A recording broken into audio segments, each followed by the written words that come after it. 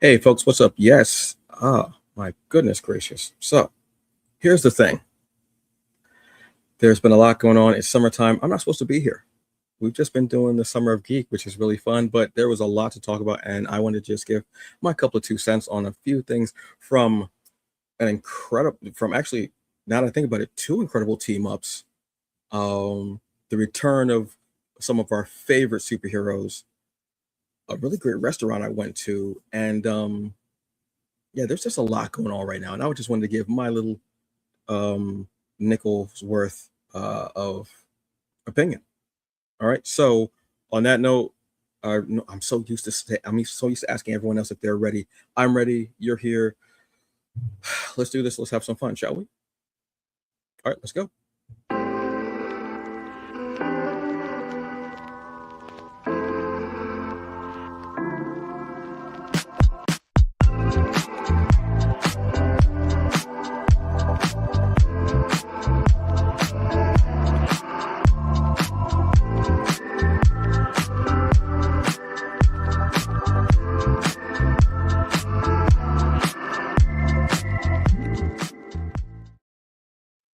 Hello, everyone, and welcome to the Hungry Bleak Show. I am Anthony Morris, aka the Hungry Bleak, the hungriest man in the room. It's a little odd to be doing this by myself. I've gotten so used to having my co-hosts and summer guests here, which is crazy. But look, we're gonna have a really fun episode. This is gonna be a shorter episode, but there's just some things I really wanted to just really talk about because it's been mind numbing, and I was like, okay, nothing really is gonna happen during the summer. I'll be okay without doing shows, and then everything just kind of goes crazy, but in mostly good ways. Although I do have something to say at the end of the show, which I will say.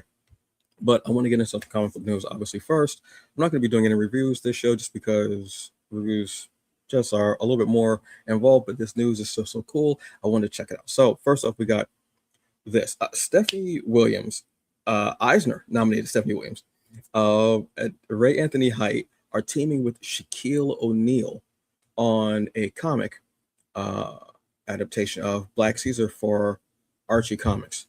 It's phenomenal. I'm absolutely floored by this. This is beautiful. I absolutely love this. I wasn't too familiar with the story of Black Caesar, but this is basically, I think it's going to be called Vengeance Unchained, if I'm correct.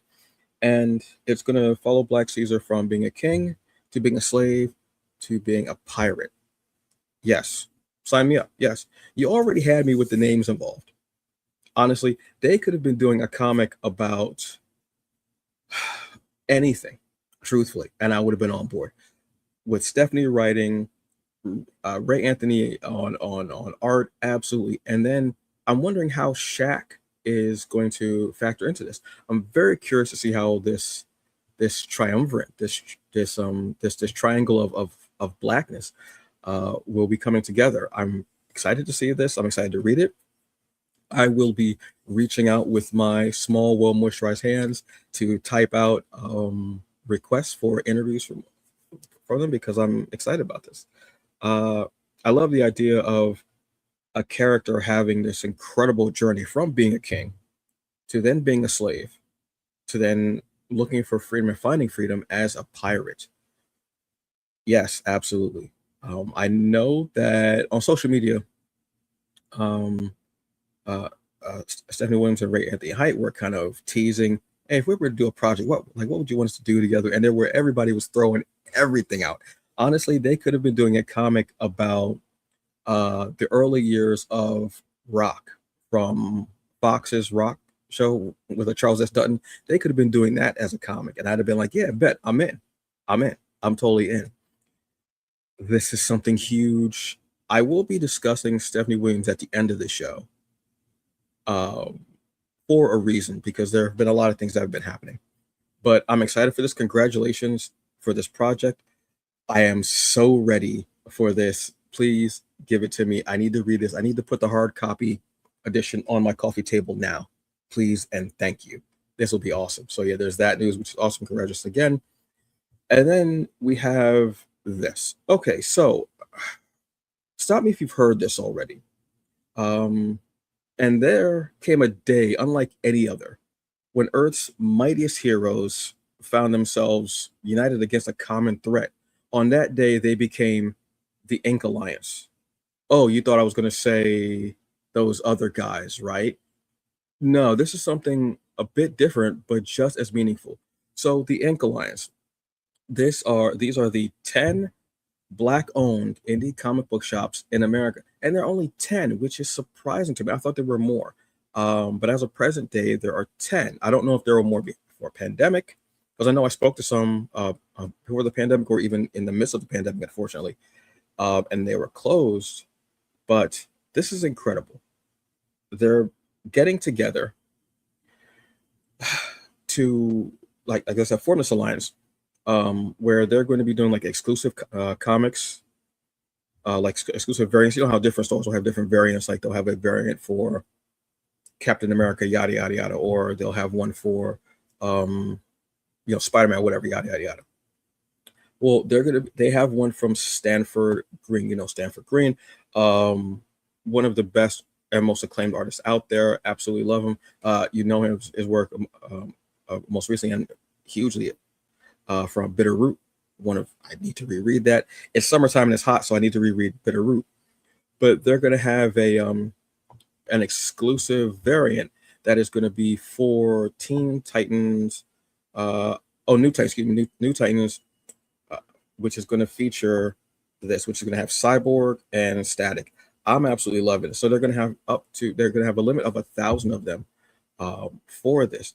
I think this is really incredible to have something like this for our shop owners to begin with is incredible. And pulling together their resources, their knowledge, their connections, everything that they have, their powers, their abilities, to have a situation like this is very groundbreaking, because this is only the beginning. This is only something that is recently been coming to our eyes. And I want to see more of what's going to happen here. This is a groundbreaking event. This is an event that it should be like watermarked, or should be noted in history, truthfully, because this is a like a groundbreaking event. This is a what they call in Doctor Who, a fixed point in time, which cannot be changed. This is just the beginning for this. I was actually contacted by Tony Cade, excuse me, Tony Cade, from Challenges and Games, uh, about coming on, because he just see my post. He was like, "Oh, would you like me to come on?" And I want to give a full hour to the Ink Alliance. I think a special and being able to speak in depth about this event, like I said, this groundbreaking event, is something that needs to happen. I don't want to give you a few minutes. I need this needs to have an hour. So, in the very very near future, I'm going to be contacting and having whoever I can have on, if I can have all at once or at a time, what have you. But I need, to really get in depth and speak on this, because this is a very important event. And the stores that we have that are a part of this collective for the founding members are Acme Comics, excuse me, Blurred Underground Comics and Collectibles, Challenges Games and Comics, Cuts and Comics, Eastgate Comics, Gulf Coast Cosmos Comics. Absolutely. We've had Byron and Tony on a couple of times. Offbeat and the Comic Den and Third Coast Comics and Windu Comics and Collectibles.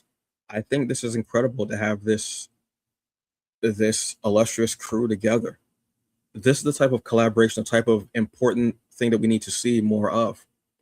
Having these beautiful events where we're not waiting, we're not just letting see what happened, creating opportunities for Black indie comics creators, Black comic creators, Black comic book fans is very important. The days of us kind of waiting for things are over. We're just, oh, let's see what happens. No, it's starting to get together. And I love the fact that it's the shop owners on that level are saying, how about we get together and we do this? I want to know how it came together. I want to know how long they've been planning this. I want to know a lot. So I know that they had I want to say a summit. I don't know why I'm doing this on my hands, but I want to see how this came about and what the future holds for this. Because I'm thinking 5 years into the future. and the Comics Alliance. I'm thinking something like Justice League Unlimited. They grow and there are more people maybe opening up stores, just new venues, again, creating opportunities in our spaces. I think it's such a beautiful thing, and this is very important. So, yeah, I'm all about this type of energy. This type. I mean, look, I'm a guy who one day decided I wanted to do something, and started speaking. And whether one person hears me, whether 1,000 people hear me, whether whatever, you have to start somewhere.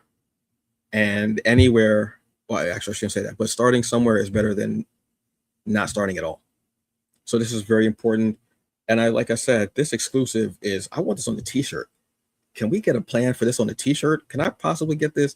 I mean, can you imagine that on like a heather or like a blue, the color heather, relax, like a gray heather t-shirt or like a blue yellow out. You know what? I'll wear yellow, and I only have like 3 yellow t-shirts. I'll wear a yellow t-shirt with this on. I think it would be dope. Yeah, just amazing.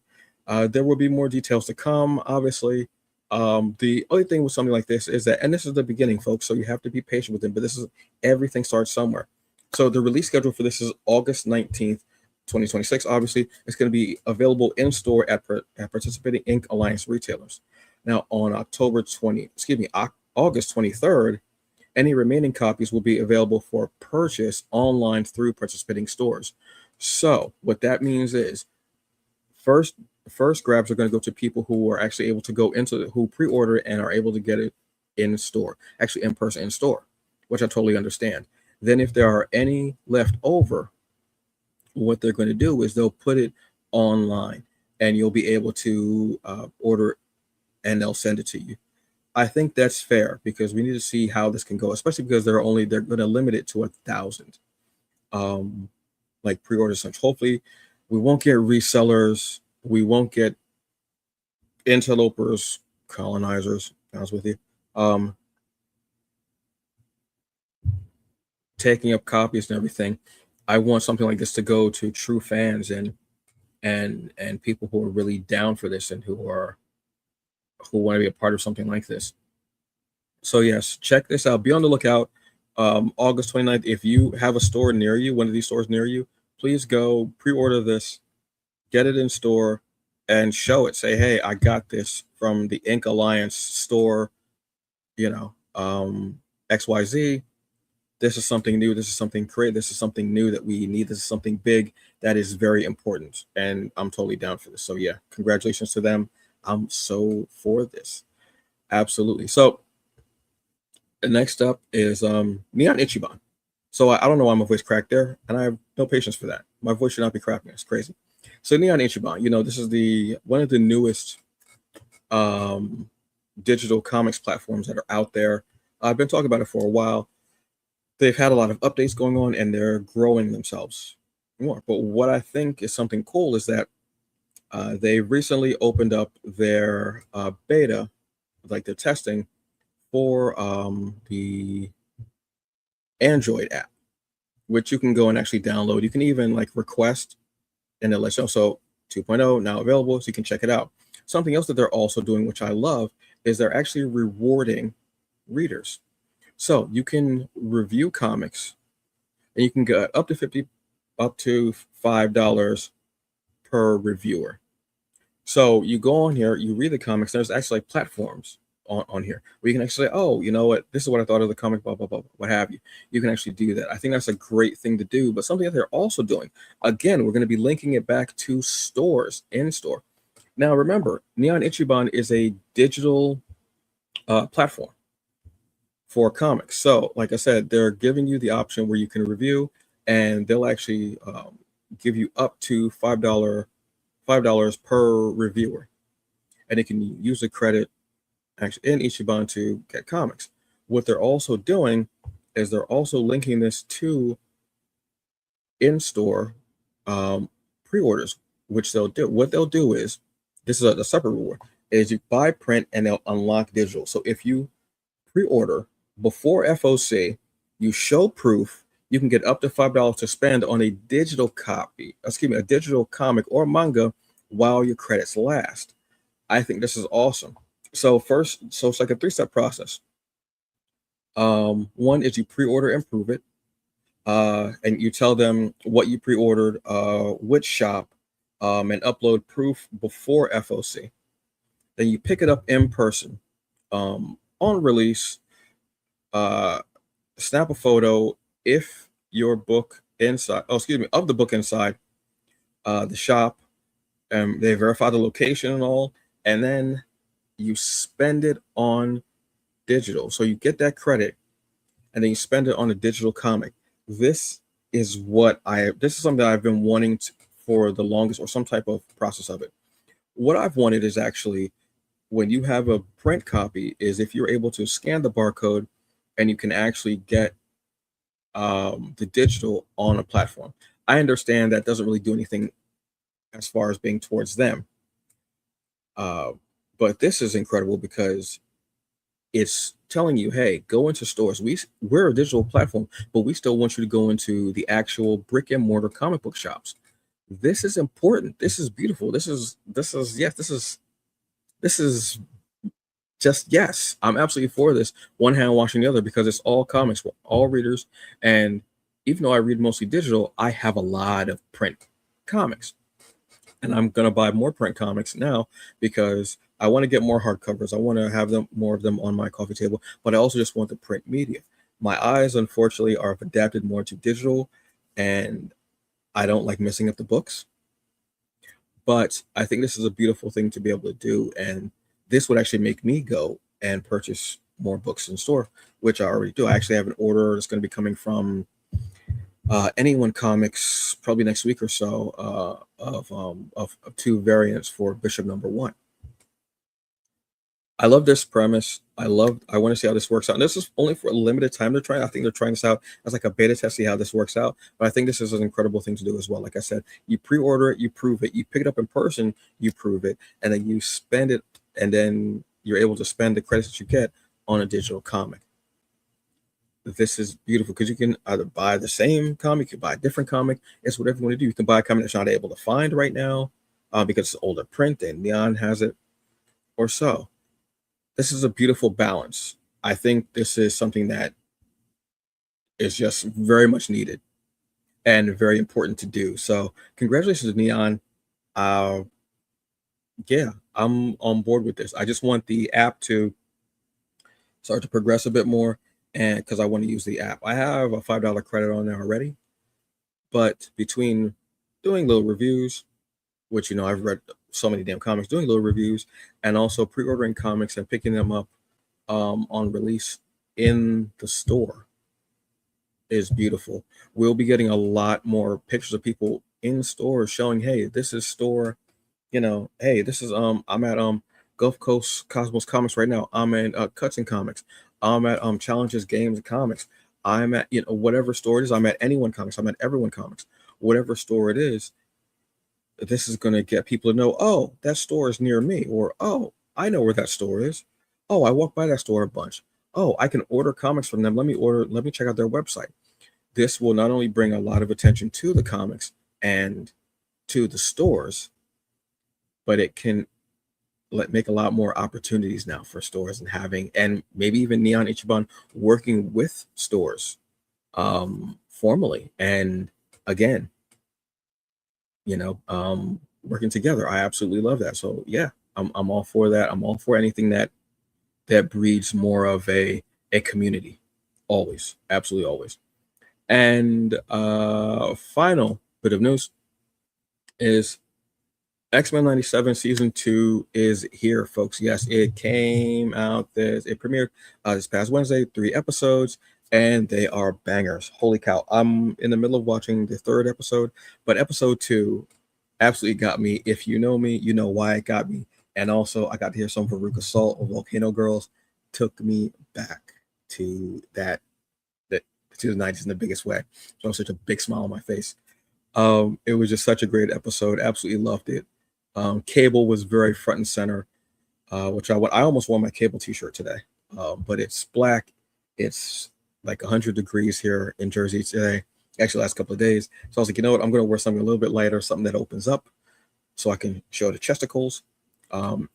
and shout out there. So yeah, this is amazing. We've been waiting for the season 2 for about 2 years now, and it has not disappointed. They're getting a bit more into the weeds. They're getting a bit darker, um, a bit more mature. But this is what I wanted when season 1 of X-Men 97 came out. I was like, I'm not so sure about it. I don't want this to be just another nostalgia grab or what have you. I don't want them to really delve into new territory and do new things and have new characters and actually have characters not just as a cameo walking by, but actually being a part of stories. And they actually have done that in such a big way with season 1. And so many things that we saw, we were like, wait, hold on. So many, I'm just gonna say like Gambits, yeah, memorable. The name's Gambit, remember it. What I mean, and that scene just incredible. But they've really done a lot with it. The openings are one of the best parts of the show because they changed them, and I love that they changed to reflect what will be happening in that episode, to kind of spotlight it more and to give you a bit of a nod to things, but also just being great. So absolutely love it. Yes, like I said, I'll be finishing episode 3 tonight, and I will be a happy camper, and then I'll watch some Evil Dead, probably The Mummy, and then I'm Ready or Not 2, which is on streaming now as well. So I'll be having The Mummy. Lee Cronin's The Mummy, I should say, because I keep telling people, oh, The Mummy is that, and they're like, oh, Lee Cronin. I'm like, not exactly. No, not exactly. So, all right. So on with the show. Like I said, no reviews, anything like that today, but I do have 2 more things to discuss. One is, look, my hungry spot. I got a hungry spot. I'm always hungry. There's always something that I need to eat. That statement's gonna bite me in the ass later on. But yeah, there's always something that I need to eat.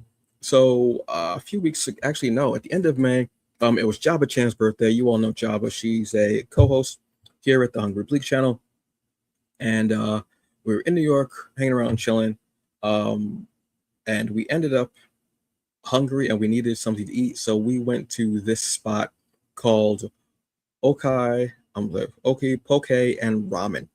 And let me tell you something. Absolutely, but I was not expecting this. I, look, yes, absolutely, yes. Go here, check it out. It was absolutely delicious in New York. I believe I want to say Jabba had ramen, pork ramen, maybe. I can't remember what type of ramen she had. I know I didn't know what the hell I was ordering. So there was nobody else in the restaurant at that time of day, which is great because we got kind of the rest of the place. So, and you actually do like self order. So I'm just looking through everything that's there. You can see some of the things. Angry chicken. Come on, gotta love that. Long Beach. So you pick your poke, you pick your proteins. Oh, they got salmon. Damn. Okay. Sorry. They've got organic chicken, scallops. The mix-ins, what have you. I know I got. I'm trying to think of what I got. I just know that what I got was absolutely dastardly, and I was so mad at what I got because it was so damn good. I know mine was a rice bowl. I got it was chicken, rice. What else was in there? I want to say I had pickled ginger. I want to say chicken and there were potatoes, which I wasn't expecting the potatoes. It was heavy, but it was so filling and so good and so delicious. I recommend this place. I want to go again as soon as possible. They also have appetizers, obviously. They have crispy calamari, edamame, which was actually in there as well because I like edamame. I think I said it wrong the second time. I don't know. Doesn't matter. But they have like this. They have appetizers like that. They also have drinks, obviously, because you need something to drink. And it was just something so good, so filling, so amazing. This is all the ramen bowls that they have, which looked absolutely delicious. I was just a huge fan, absolutely. I think I ended up leaving and I ended up getting some wings too, because I needed to order wings, obviously. Well, the wings were actually for my mother. I got wings. She said, "Oh, can you just bring me some wings?" I said, "Yeah, definitely." And I was looking through the menu. I said, "Oh, they have wings." I said, "One-stop shopping. That's what I love." So when I was able to order some wings for her, came home, and that was it. It was a wrap. So yeah, I definitely recommend, if you're in the city and you're on Lexington, go and check this place out. There's also I want to say there's a boba tea place next to it. I remember my cousin Joy Infinity. Some of you may remember her. She's a former co-host of TBA News. She's a streamer, um, purveyor of plants and fine football jerseys, soccer, but football. Let's be honest, because they're using their feet more than actual American football is. Stop. She got there, and I remember seeing this place and going, "Oh yeah, there's a poke ramen place here. Okay, cool. Absolutely, gotta go check them out. Food is amazing and delicious, and yes, absolutely yes. So please go and check out Oki Poke and Ramen on Lexington. You will not be disappointed. I was not, and it was delicious. I will absolutely love this place. Phenomenal. So yes. So on that note, let me do this real quick as far as the bleak perspective. So as of late, there's been a lot going on in the comic book industry. Like I said, comic book industry, the culture, um, all over. There's been so much, and there's been a shift. There's been a shift for a while that's been happening. And if you pay attention, if you really are looking at the trends, and not that I'm in the trends without following any trends, obviously, um, you see that there's been a shift in the energy and the way people are moving. A lot of that, social media and such too. There's been a shift. Stephanie Williams is a catalyst. Let me explain myself. Stephanie Williams is an incredible writer, creative, Eisner nominated, groundbreaking history making nominee.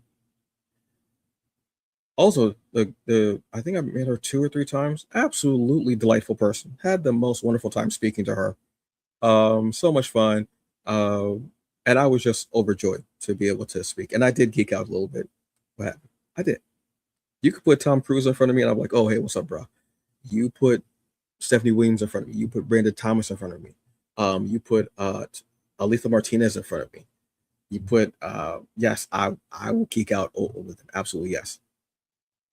I say she is a catalyst because I noticed a change and a shift when she began to get more of a spotlight as a creative, as a writer,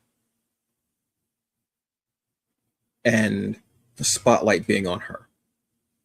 Now, unfortunately, too many times in entertainment, when there is a black person who is getting a lot of spotlight, they're used to as that it person in whatever realm of entertainment it is, in whatever medium. We know this happens in Hollywood. They're that it person. You know, you have like that one black actor who's that it person. Excuse me, something in my eye. Then you have that one black actress who's an it person. You know, and we've had that.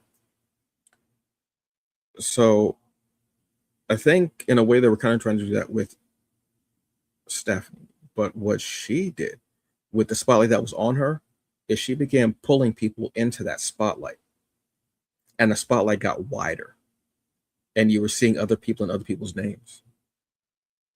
Something else I think she also did also is that she, in bringing people into that light, she was able to still do her thing and still be the absolute dynamo that she is.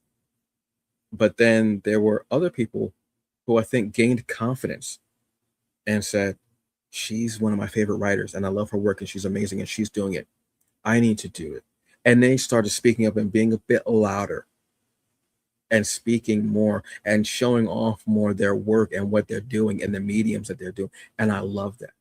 I love seeing black female and female presenting creatives in indie comics making their voice louder, more pronounced, being out there more and being seen more. I absolutely love that. I dig that. I vibe on it. It's maybe I'm sitting here like, okay, and I'm like, okay, so I gotta buy that comic. Cool. I gotta buy this comic. Okay, cool. I love that, and I think she was a catalyst for that change. I'm not saying, she's got everything on her back. I'm not throwing strong Black woman at her at all. No, I'm not doing that at all. I'm not putting everything on her back. No. But I think her aura, her talent, her skill, her drive, her dedication, her being unabashedly her, unapologetically, is incredible, and it's empowered others to do that. Now, the downside with this is that too many in Black geek media spaces only know one Black or female presenting one Black female or female presenting creative in Black comic space, so they just keep saying the same name and being too lazy to actually go and look at other comics with other Black women or female presenting people who are the hands on the pages. That's a problem. That is a problem. And it should not be just, oh, we only know this one person name. No, go out there. There are a plethora, a gaggle, a bunch, a whole lot of, I don't know what other words that I use, but there are so many in these spaces that are doing it. Either they've been in the game for a minute, or we're starting to see them come up now. Or there's somebody right now who's writing their second draft on their script, or there's somebody who's doing inks, or someone who's doing color, someone who's doing whatever. There are other names, and they are incredible at this. And I think that you need to do that. What you also need to do is to stop just looking at the same shows that you do with dude bros. Shade. And look at more Black geek culture comic media outlets that are put on by Black women and Black female presenting people, because they are talking about those creators that you don't know their names. You need to go check them out. And then when you do that, you'll also know other people in those spaces who are talking about it. And you'll hear about things that you're not talking about, that you're not even looking for. That's the point, is to broaden your horizons. There's so many different creators, so many different genres, so many different companies out here that is beautiful. And whenever I find something new, I'm like, okay, cool. What's this what's this about? If it's not a comic that's not for me, that's cool, but I'm still going to share it. I'm still going to repost it. I'm still going to put it out there, because there are how many other people out there who are willing to read it, because that's their thing, that's their vibe, that's their jam. You look at something like the Zelda Awards, which again, groundbreaking. I'm not a big awards show person, just not. I'm not. But the Zelda mattered because it was for women, for female presenting. It was for them. And I watched it and I was like, okay, cool. And I watched it so I could support Carla Madrano, who's an incredible person, dope writer, and who is finding a niche for herself and also creating more niches as she's going along, carving her own path. And seeing names that I don't know. So now when I see that name, I can go, oh, that person does this, this, and this. I saw them on the Zelda Wars. Bet, let me check out this comic. Because it was a necessary show. It was a beautiful thing. We as Black people in Black geek spaces need to open, particularly men, y'all need to. Sometimes you'll only say the names that'll get you the likes, the shares, the subscribes, and that makes you lazy, and you don't go look for other names. You don't go researching other comics. You don't go looking for other things that are out there. Or, like I say, you only go looking at the women who you find attractive or who you can profit from in some shape or way. If you have that big of a platform, you should be looking to enrich the culture and uplift the community. Because when we know more names, we can support more people. We can put more people with our support and with our dollar in places where they're like, oh, I never thought I could get here, but people supported me. They loved my books. They were here. They were, doing this. And now I'm doing this comic and I'm doing this and I'm creating this and what have you. A rising tide raises all ships. Because when you have things where people don't pay attention and they're lazy about it, you get the disrespect that Stephanie Williams got. Stephanie Williams, again, incredible writer, but they disrespected her in a post on the Griot, I want to say, where it looks like they used an AI picture, and it was not Eisner nominee Stephanie Williams. It wasn't. That's disrespectful on many levels. This is what we have to stop doing. Am I perfect? Absolutely not. Will I say things that are dumb? Absolutely. Will I take accountability? Absolutely. And I'm also willing to learn, and I want to learn. So I know Carla Madrana. Okay. M. Shayas Dash. All right. Micheline Hess, Regina Sawyer. Excuse me. Aletha Martinez. That's just a few. That's just like a handful of names right there. There are so many that I implore you, go and check out the work. There's so many incredible books out there by people who you may not know their names.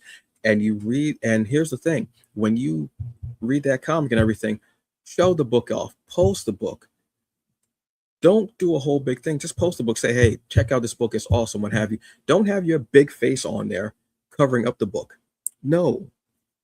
Spotlight and showcase the book, not your face up there. Not everything has to be about your ego or your face. Just post the book and say, hey, this book is dope. I checked it out. Love it. Thank you very much to X, Y, and Z for putting this book out. And then you put the person's name. You put the publisher that's out there for support, whatever it is. It's support. That's what we're supposed to do.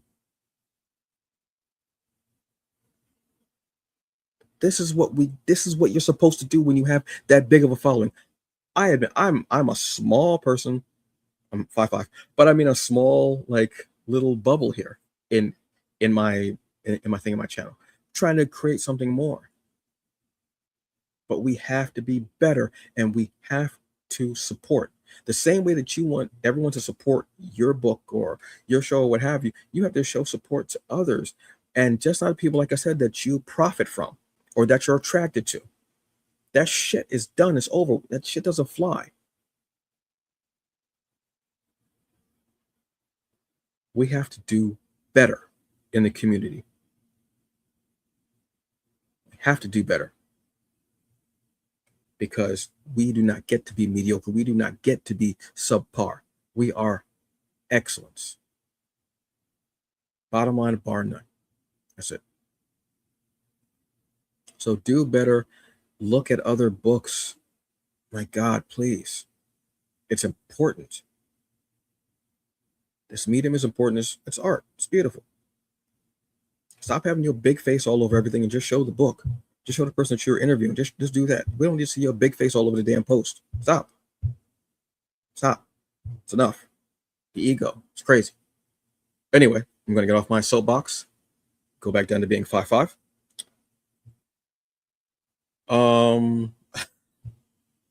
Thank you to your bookworm. Thank you. It's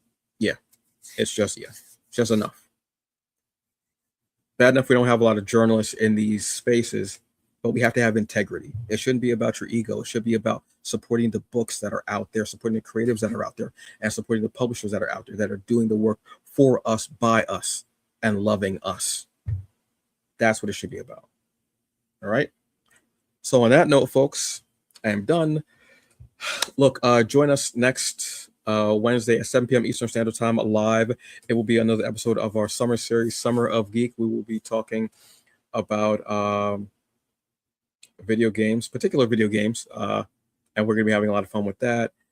Then we're going to have some more shows coming up. Don't know if we're going to be having any guests for the shows yet. I'm going to go through my Rolodex.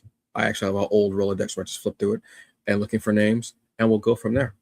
All right. Actually don't have an old Rolex, but I'll be looking for people. What I have now, I had on the show because I've loved having fun with these people and talking to them, and it's just been awesome. All right. So you'll have a very good evening. Enjoy the rest of it. It's hot out there. Please be safe. Drink water. Take your vitamins and take your meds, whether it's for a physical, mental, or emotional ailment.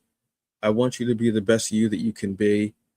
Be safe because it's hot out here, and I don't want anyone, getting sick or what have you, and having to go to the hospital emergencies. Also, if you did not wish me a happy Juneteenth, do not wish me a happy 4th of July. That shit don't fly. Nope. Because my ass still would have been in the fields while I was lighting firecrackers. Right? I will see you next week, folks. Have a good evening and be safe. All right? Bye.